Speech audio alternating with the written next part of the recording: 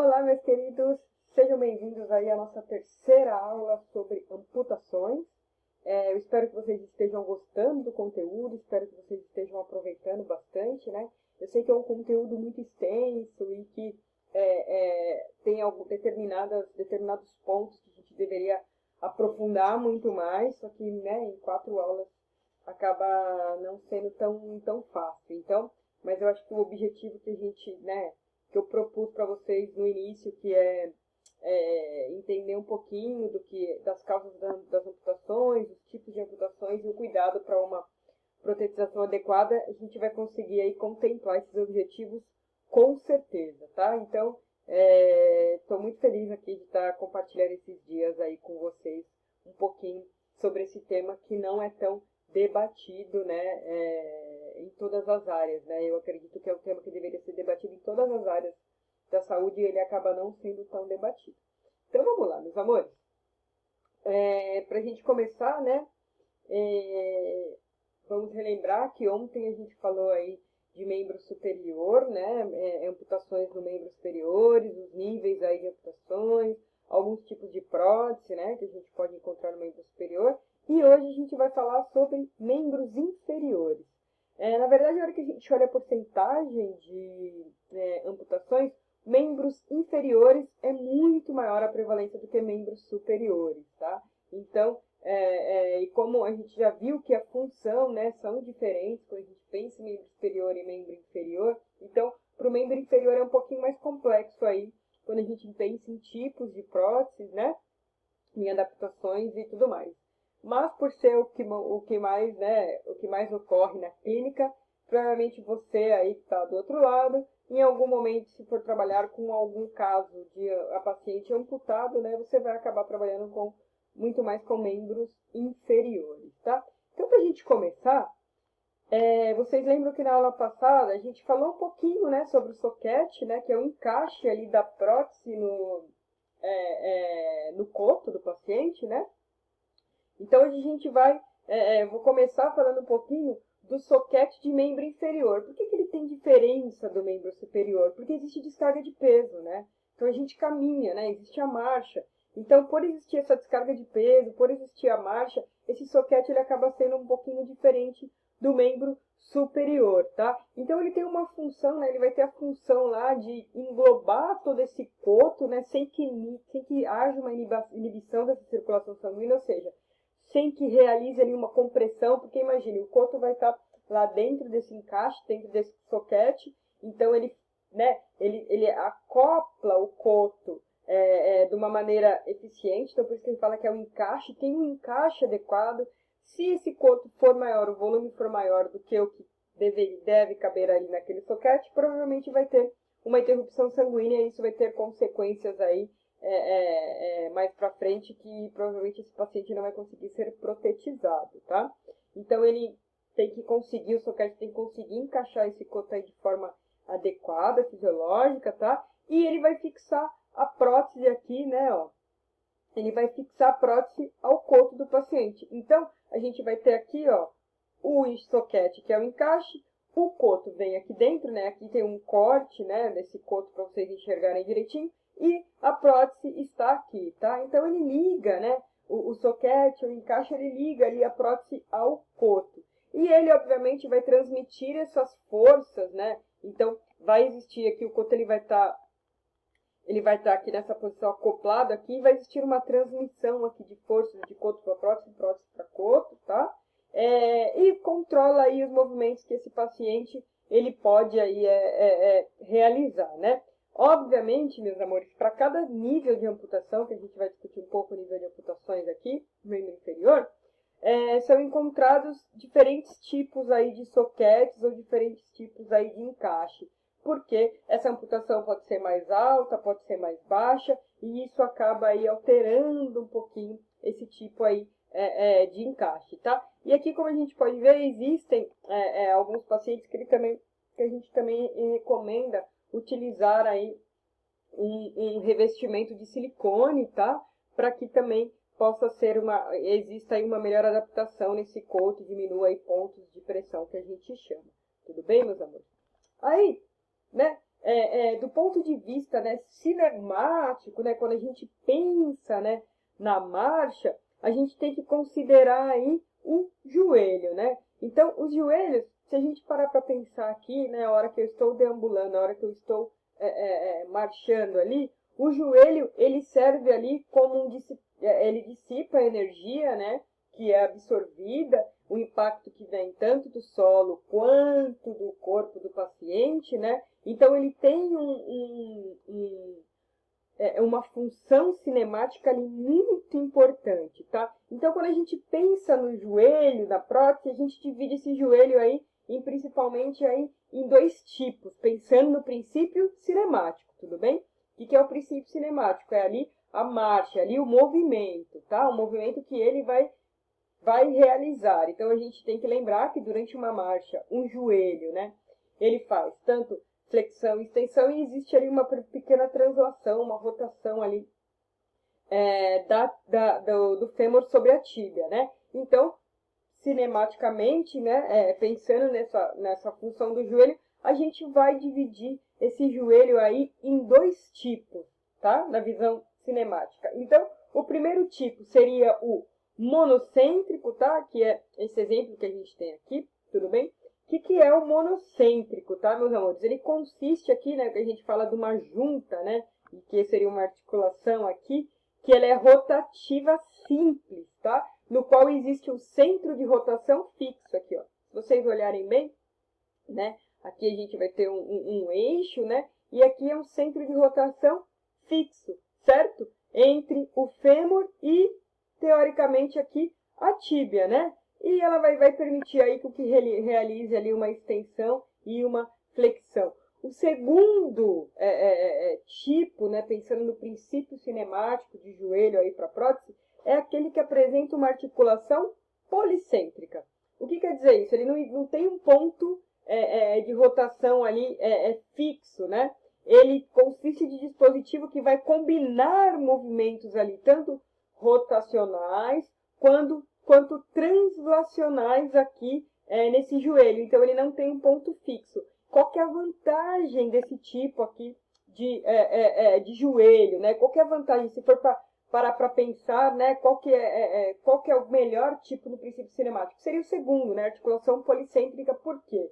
Ele está mais próximo aí da nossa marcha fisiológica, tá? Ele apresenta uma vantagem ali de ter uma similaridade com a nossa simetria cinemática durante a marcha. Então, se for, né, puder escolher, obviamente, uma articulação policêntrica do joelho é melhor. Mas tem a desvantagem que ele é mais caro, né?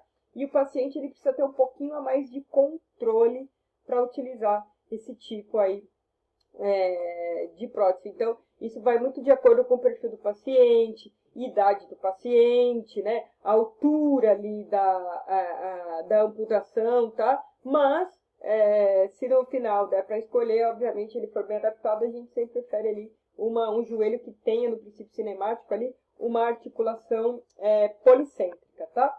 E aí, passando desses, né, a gente pensou ali nos tipos, pensando no princípio cinemático, na marcha ali, né, que na marcha esse joelho vai realizar uma flexão, uma extensão, pequenas rotações ali, translação, né, então a gente existe dois tipos de joelho. Aí a gente vai para os sistemas, né, então quando a gente pensa em sistemas de joelho, é a hora que a gente está pensando lá no controle da fase de balanço. O que acontece? Para quem não está adaptado aqui a falar sobre marcha, né? Durante a marcha, a hora que a gente vai dar a passada, nós temos dois momentos importantes, que é o momento do balanço e o momento de apoio. O do balanço é aquela sua perninha, que a hora que você está dando apoiado o pé, né? Com essa, imaginar que a gente está caminhando aqui, né? A hora que esse pé apoia no chão, o outro ele está balançando, né? Para poder apoiar no chão lá na frente e você dar o passo. Então, nessa fase de balanço aí, esse joelho ele tem que funcionar, certo? Por quê? Se não existe uma flexão nesse joelho, se não existir uma flexão nesse joelho, a hora que você for dar o passo, você não consegue elevar o pé e, obviamente, essa fase de balanço ela fica aí mais comprometida, tá? Então, existem alguns sistemas que a gente chama, que controlam aí essa fase de balanço desse joelho, né?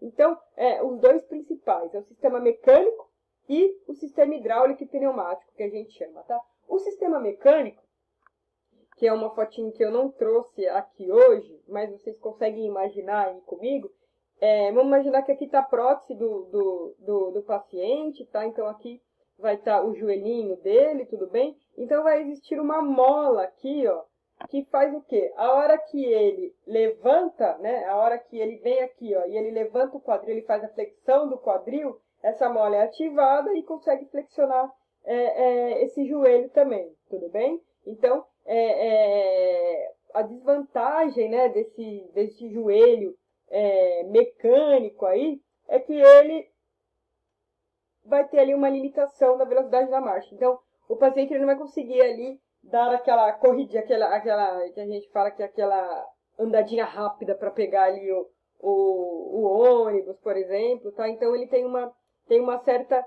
limitação ali para conseguir realizar aí esse tipo de movimento, tá? Aí a gente vai ter ali o sistema hidráulico e o pneumático, que é os dois que a gente tem aqui. Um é o hidráulico, o outro é o pneumático, tá?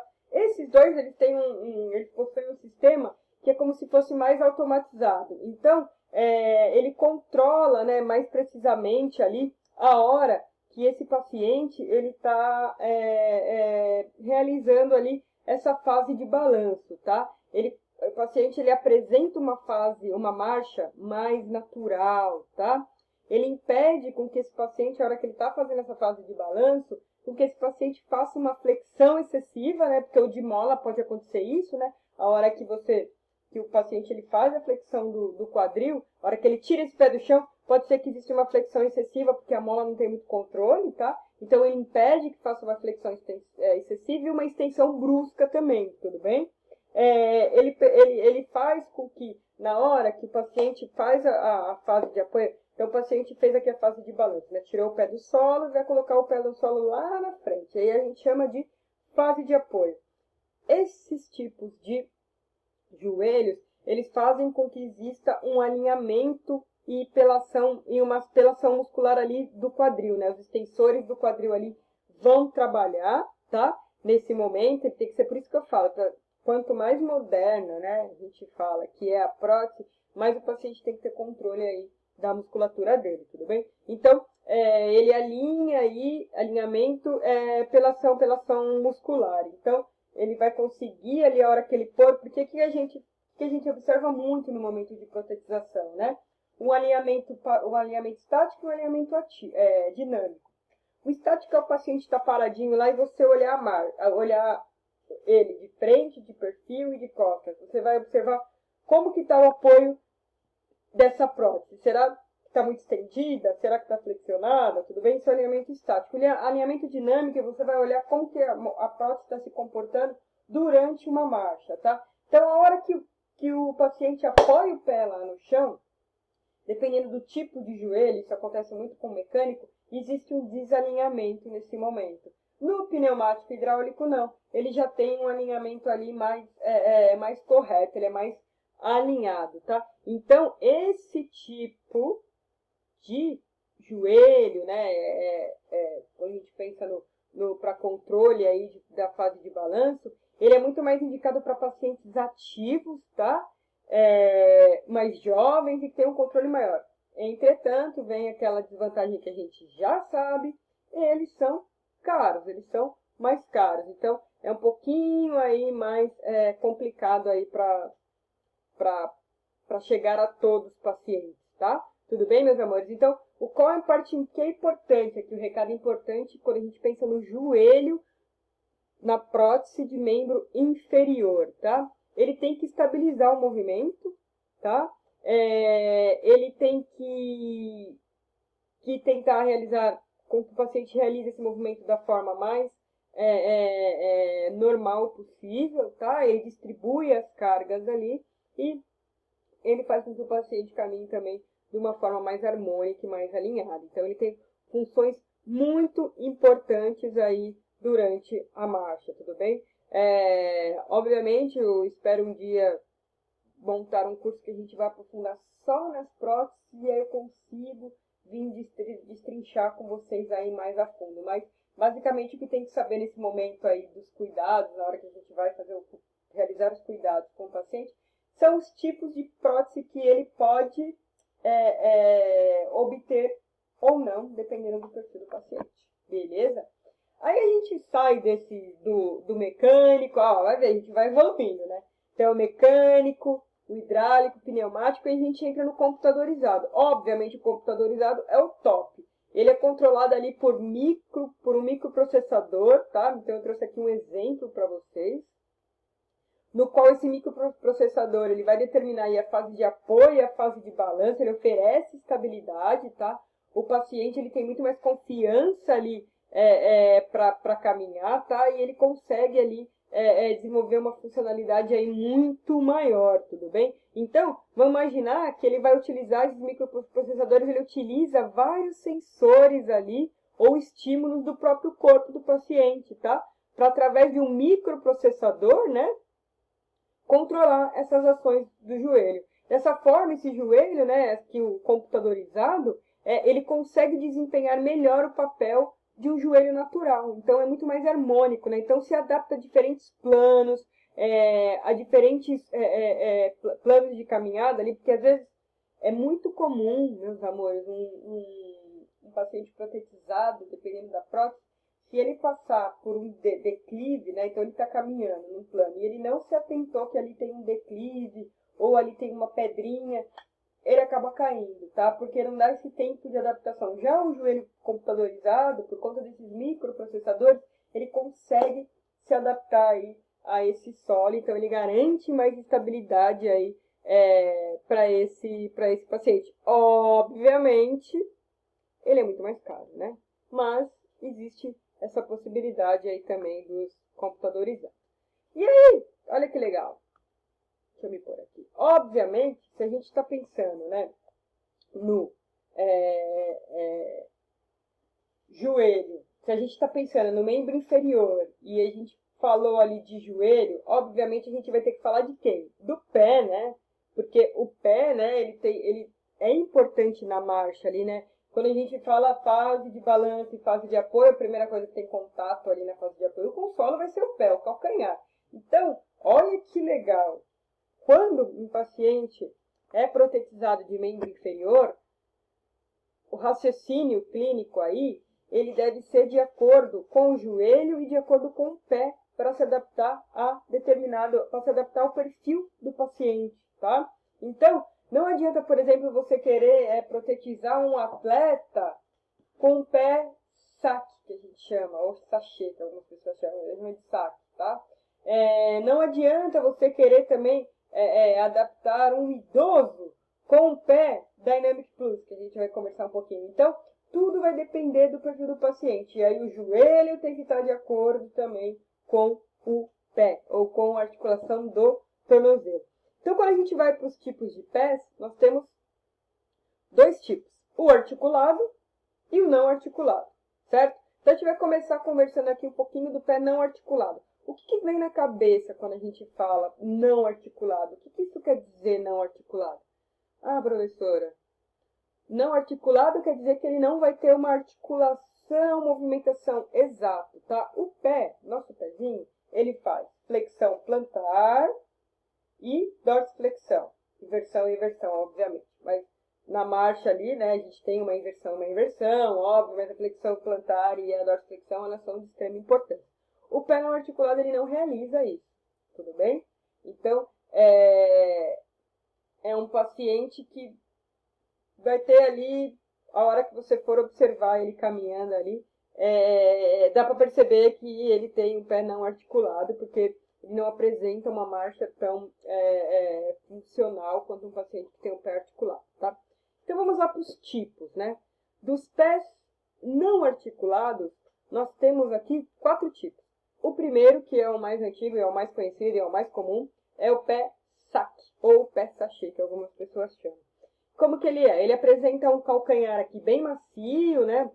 Ele apresenta uma absorção de impacto, todos têm que apresentar uma absorção de impacto, senão esse paciente vai acabar sendo danificado ali no coto, né? Lá em cima onde foi a amputação, certo? Não apresenta um movimento articular verdadeiro, né? Sua estrutura flexível ali, ela vai simular um pouquinho ali alguns movimentos, tá? E ele dá uma dinamizada aqui na marcha. Aí a gente tem um outro tipo, né? Que é o geriátrico, que ele tem um calcanhar mais macio do que o pé sachê, tudo bem? Cadê minha setinha? Aqui. Tá? Ele apresenta um calcanhar mais macio, com isso ele absorve mais o impacto e ele simula ali uma flexão plantar, tá? Ele não chega a ser tão, como eu falei, tão fisiológico, mas ele chega a simular ali uma flexãozinha plantar, certo?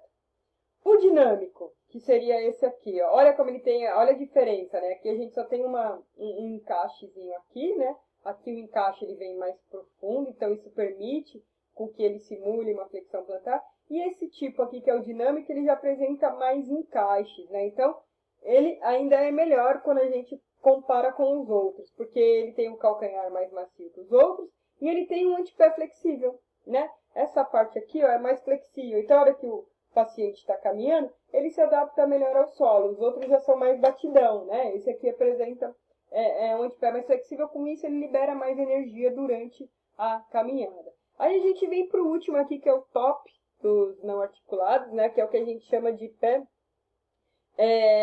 Dynamic Plus.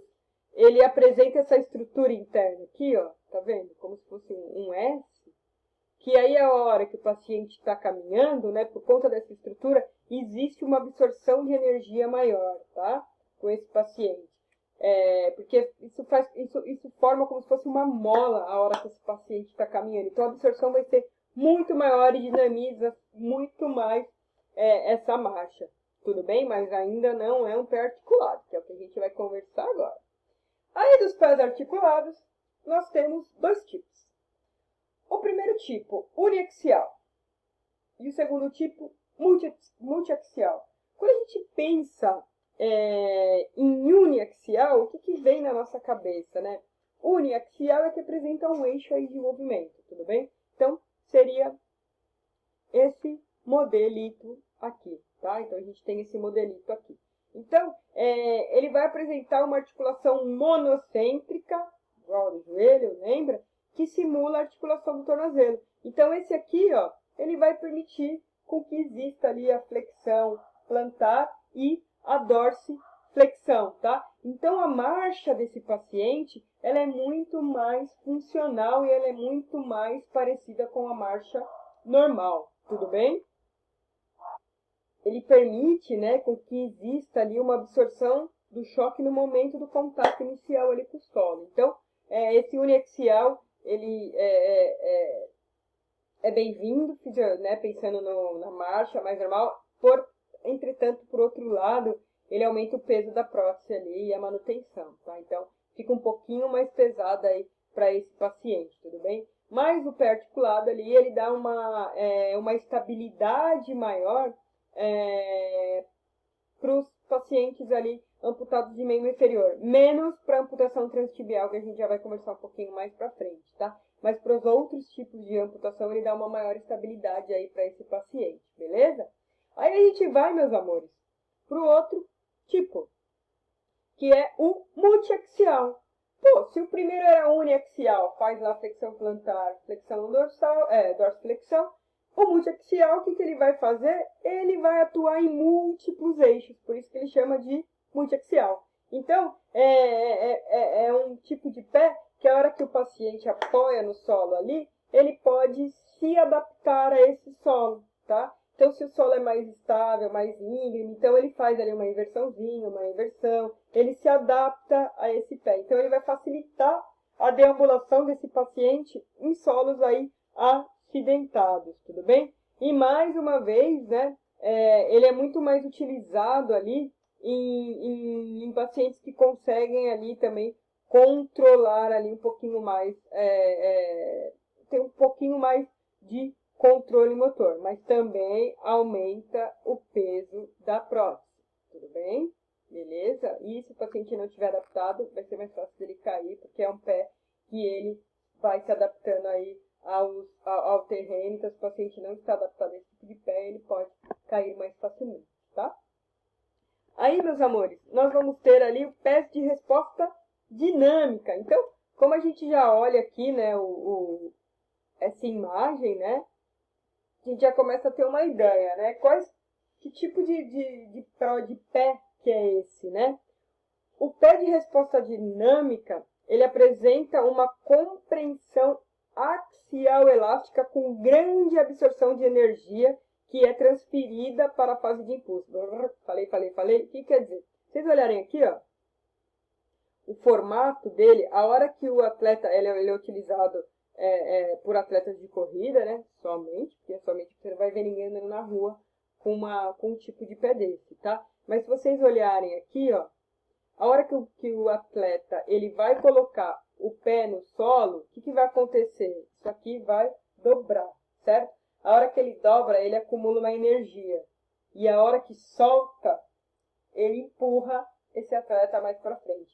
Tanto que teve um ano que fizeram uma corrida, né, eu não lembro o nome desse atleta agora, meus amores, me desculpa, mas ele é super famoso. Fizeram uma corrida do campeão mundial com um atleta que não é para-atleta, e obviamente ele ganhou, porque a energia absorvida durante a corrida é muito maior e é transformada aí, obviamente, o impulso que é dado aí é muito maior para esse atleta, né? Então ele é um pouquinho mais seria um roubo, né? Utilizar numa Olimpíadas normais, tá? Então ele é utilizado apenas por atletas de corrida, tá?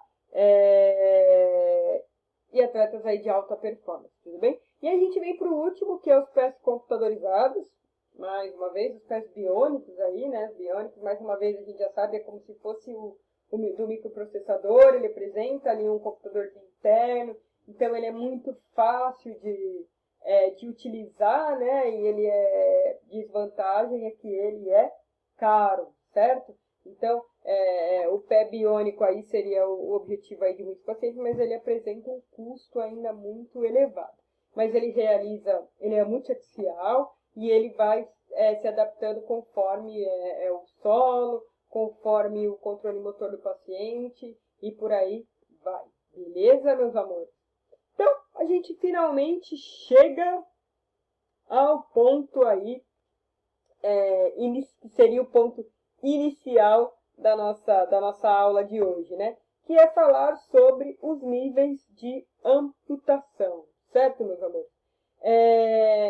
Como eu falei para vocês, a amputação de membro inferior, ela é muito mais elevada aí do que de membro superior, tá? E dependendo do nível de amputação, esse paciente vai ser mais propício a ter um tipo de prótese ou outro tipo de prótese, tá? Então, pensando aqui nos níveis de amputação, a gente divide eles da seguinte forma.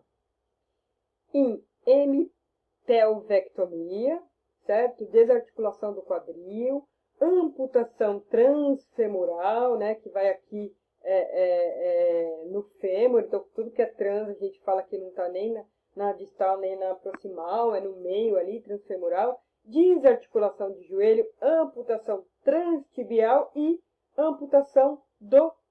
Então, meus amores, o nível de amputação vai definir o melhor tipo de prótese a ser utilizada por esse paciente aí, tá? Então, se a gente imaginar, por exemplo, uma amputação nessa altura aqui, né? Então, obviamente, vai se utilizar ali a prótese transtibial, ou utiliza uma prótese transfemoral. Então, isso vai de acordo com o nível de amputação desse paciente, beleza?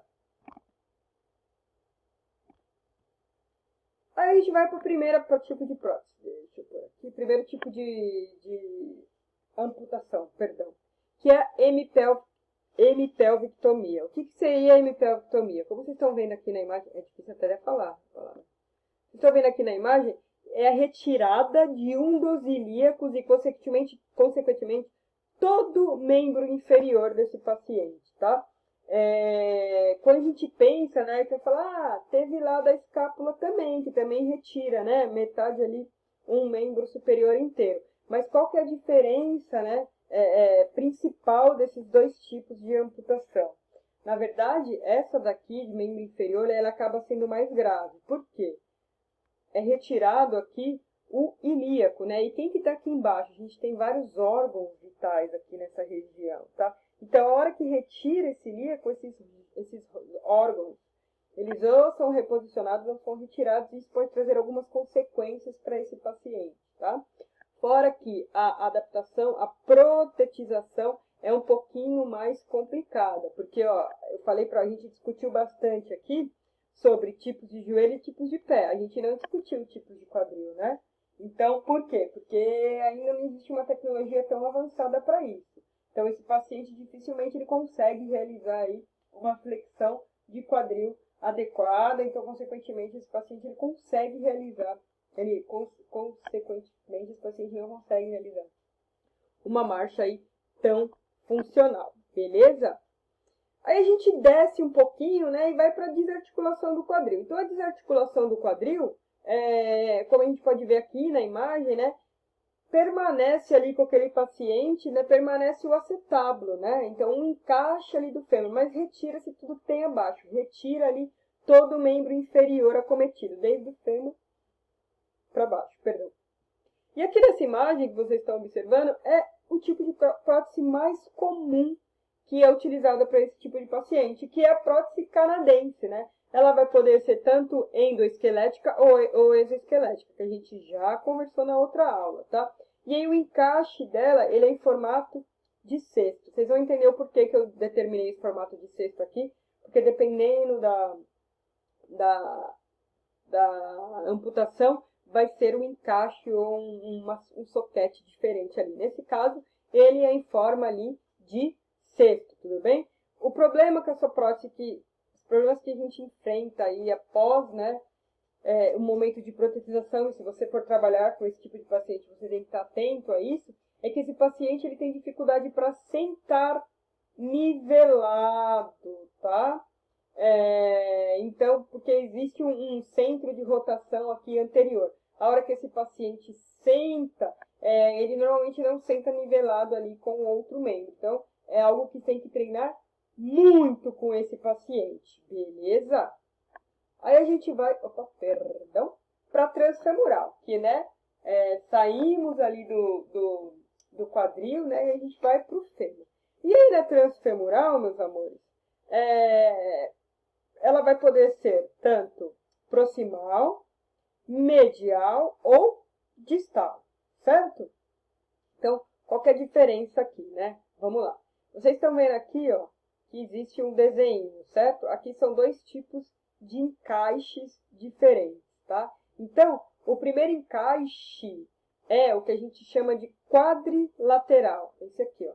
Tá vendo que ele é até quadrado, né? Quando você olha em relação ao outro encaixe. Esse aqui, ele é um encaixe mais antigo, tá? Utilizado quando os músculos ali não estão tão fortalecidos, eles estão mais flácidos, ou quando o coto é muito curto. Então, isso quer dizer que essa amputação foi muito alta. Então, normalmente, utiliza-se esse tipo de encaixe para poder colocar a prótese, tá? Então, a descarga, ó, se eu olhar aqui, ó, olha que legal, coloco o encaixezinho aqui, né, ele é bem quadrado, se for observar com o outro, que é o can, que a gente já vai falar. A descarga do peso, ó, ela é feita sobre o isquio, tá? Tem ali, né, uma desvantagem que muitas vezes ele não fica tão adaptado quanto esse de baixo, porque o paciente ele começa a sentir incômodo na região ali do ossinho, do ossinho ali, né, a gente fala que é o ossinho do bumbum ali, tá? Que é o isquio. Então, muitas vezes tem uma pressão maior, esse paciente ele pode acabar tendo alguma lesão nessa área por compressão, tá? E aí a gente vê o outro tipo de encaixe, que é o CAT-CAM, que a gente chama, que ele tem uma contenção isquiática, tá? Então, se vocês observarem aqui, ó, ele tá contendo aqui, ó, ele não tá passando em cima, né, do isquio, tá? Ele tá tendo a contenção ao redor, né, na borda desse isquio. Então, esse tipo aqui, ele é indicado para a maioria dos pacientes, tudo bem? Porque ele fica bem adaptado aí, com a descarga de peso e tudo mais, é tudo bem distribuído, né? Essa descarga de peso em relação à musculatura glúteo aí desse paciente, e é muito mais fácil, é muito mais confortável para que esse paciente ali consiga se adaptar, tá? Aí a gente vem para um último, né? Que eu coloquei um atleta, porque normalmente ele é utilizado, né? Durante atividades desportivas, que é o sistema ACS, que a gente chama, que é o Air Contact System, tá? Ele é um encaixe que é só utilizado durante corrida, então da mesma maneira que a gente tem aquele pé, ele vai estar sendo conectado em algum lugar. Então, quando utiliza aquele pé esportivo, a gente também utiliza esse tipo de encaixe aqui, esse tipo de sistema ACS, porque ele vai absorver mais impacto. E, obviamente, é possível somente nas amputações transfemorais ali na altura do fêmur, tudo bem? Aí a gente desce um pouquinho e a gente vai ter a desarticulação do joelho. Como a gente já falou na aula passada, a desarticulação é quando a gente retira ali um osso que está se articulando com o outro, né? Não existe ali no meio do osso, é exatamente um osso que está desarticulando com o outro. Então aqui nesse caso, o fêmur ele permanece, né? Vocês podem observar aqui, e é retirado patela, tíbia, fíbula, obviamente, tornozelo e pé, tá? Normalmente, esse coto, ele tem uma boa alavanca e uma musculatura preservada, tá? Ele é apoiado, esse coto, ele apresenta um apoio aqui distal, né? Então, o coto, ele vem até aqui, ó, olha que bacana, né? E tem uma suspensão supracondiliana, ou seja, ele está aqui, ó, apoiando bem aqui nos côndilos, tá? Então, pensando em biomecânica, pensando em alavanca, a desarticulação de joelho, ela acaba tendo ali uma boa alavanca quando a gente pensa na amputação desse paciente, beleza? Aí a gente vai, deixa eu me tirar daqui, que essa aqui agora é uma conversa longa. Ó. Deixa eu arrumar, meus amores. Deixa eu arrumar aqui também. Vocês não estão vendo muita coisa aqui, ó. Aí, agora sim. Então aqui, ó, a gente vai daí para transtibial ou transfibular. Lembra lá quando a gente foi falar do membro superior, que também era rádio e una, não dá para tirar um e ficar o outro? Então aqui é a mesma coisa, tá? Então vai ter muita gente que vai chamar só de transtibial por ser um osso maior. Mas é a mesma coisa, transtibial e transfibular. E, obviamente, ela vai ser dividida em 3 partes: proximal, medial e distal, ok? Para esse tipo de amputação, nós temos ali 3 principais encaixes, ou 3 principais soquetes, tá? O PTB, o PTS e o KMB. Então, a gente vai por uma ordem cronológica ali, tá? Então, o PTB foi o primeiro que foi inventado ali em 1961, que é desta imagem aqui, tá? Que vocês podem observar que é esse tipo aqui de prótese com encaixe, tudo bem? O que significa PTB? Patellar Tendon Bearing, ou apoio no tendão patelar, tá? Então, toda a descarga do peso do paciente vai sobre o tendão patelar, tá?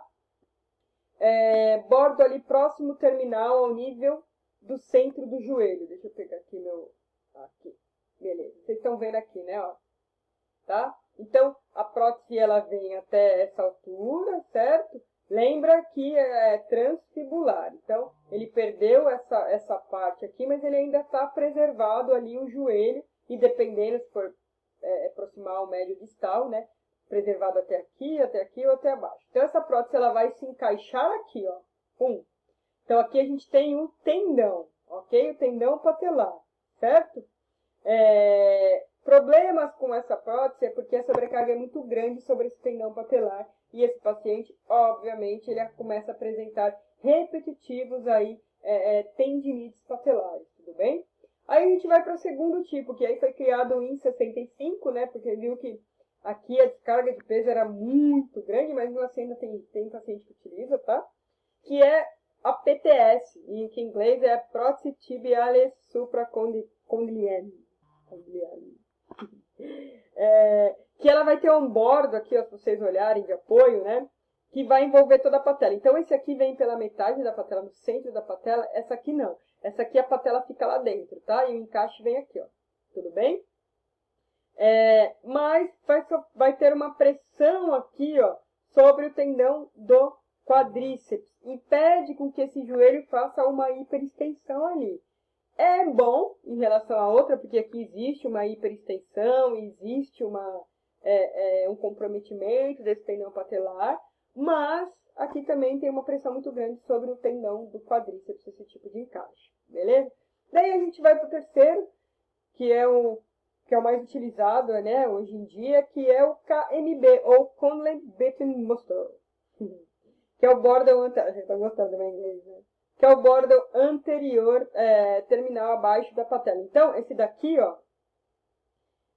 olha a diferença. Aqui patela na metade, aqui cobre toda a patela. Aqui não, ó, aqui ele apoia a patela, tá vendo? Ele tem um espaço aqui, ó direitinho para apoiar essa patela. Vai ter uma descarga sobre o tendão patelar também? Vai, mas nem se compara com a descarga que existe nesse primeiro aqui. Tudo bem? Beleza? Se vocês forem reparar bem aqui, a PTS e a KNB, elas são feitas ali com pino de fixação, tá? Não sei se está dando para ver nessa imagem, mas existe um pino de fixação aqui dentro dessa prótese, que nessa aqui não existe. Então, essa daqui acaba sendo mais estável. Tudo bem? Beleza. Aí a gente vai para a desarticulação do tornozelo. A desarticulação do tornozelo é quando permanece ali os maléolos, tá? Ou seja, fica a tíbia e a fíbula ali bonitinho, né? A gente tá vendo aqui. Fica a fíbula e a tíbia ali bonitinho. E é retirado todo o pé. E aí, para esse tipo de desarticulação do tornozelo, ela é dividida em dois. Que uma a gente chama de Pirogoff e a outra de Saine. A Pirogoff, o que o médico faz? Ele retira todo o pé, aí ele pega o calcânio e ele faz a voltinha aqui, ó. Então, ele vai retirar toda essa parte, aí ele corta esse osso do calcânio e prende aqui, tá? Esse tipo de amputação permite com que o paciente ele possa caminhar ali, algumas vezes apoiando sobre esse calcânio. Por isso que o médico realiza esse tipo de amputação, porque aí o paciente ele quer fazer alguma coisa em casa, ele pode tirar a prótese e ele caminha apoiado aí somente nesse osso do calcânio, tudo bem? Aí a gente tem a segunda, que é a Saime mesmo, que a Saime ela já é a retirada mesmo, tá? Então, não preserva nem o calcânio, ele retira todo o pé desse paciente, tá? E aí o tipo de prótese, obviamente, vão ser diferentes.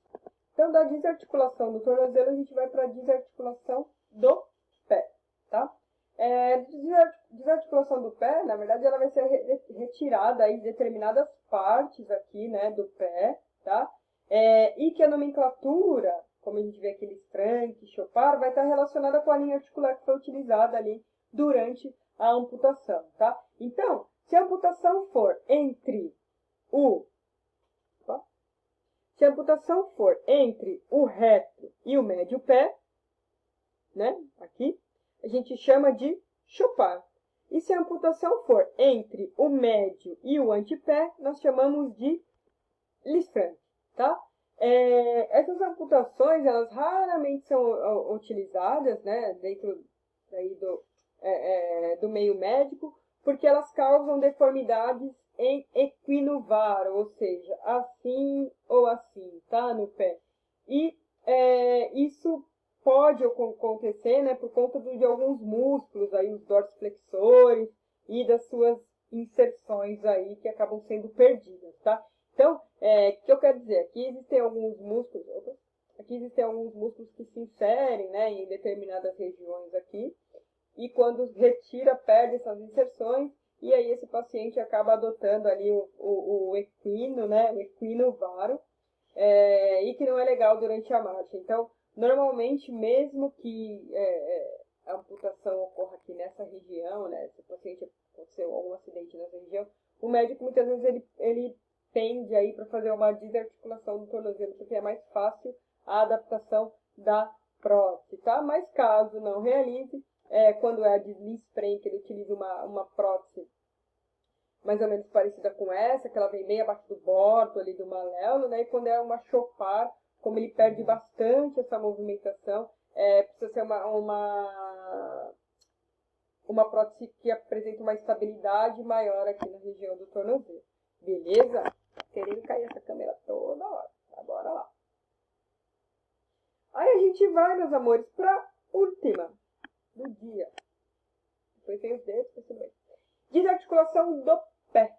Tá? Continuando a desarticulação do pé, perdão, as transmetatarsianas. O que seriam transmetatarsianas? É quando existe ali uma amputação ali, né, na região dos metatarsos, tudo bem? E aí, normalmente,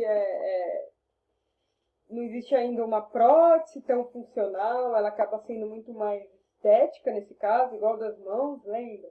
Então, muitas vezes o médico opta aí por uma amputação um pouquinho maior. Isso vai ser de acordo com o médico, de acordo com o paciente.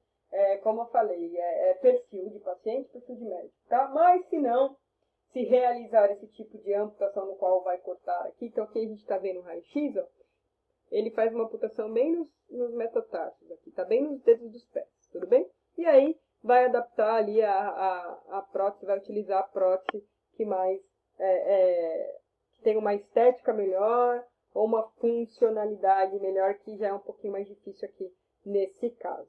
Beleza, meus amores? E por último ali, a metatarsofalangiana, então perdeu ali um dedo ou outro dedo, então nesse caso aqui é mais estético mesmo, tá? Então é utilizada próteses estéticas, elas não têm funcionalidade, tá? É mais porque o paciente pede mesmo porque não tem função, ainda não existe uma prótese com função de movimentar os dedos ali no mercado, certo? Tudo bem, meus amores? Então, hoje é isso que eu tinha para falar com vocês. Espero que tenham gostado aí da terceira aula e amanhã a gente vai ir para a nossa quarta aula, que é a parte dos cuidados mesmo que a gente tem que ter com esse paciente aí, para que ele tenha uma protetização adequada. Beleza? Nos vemos então na próxima aula. Beijo!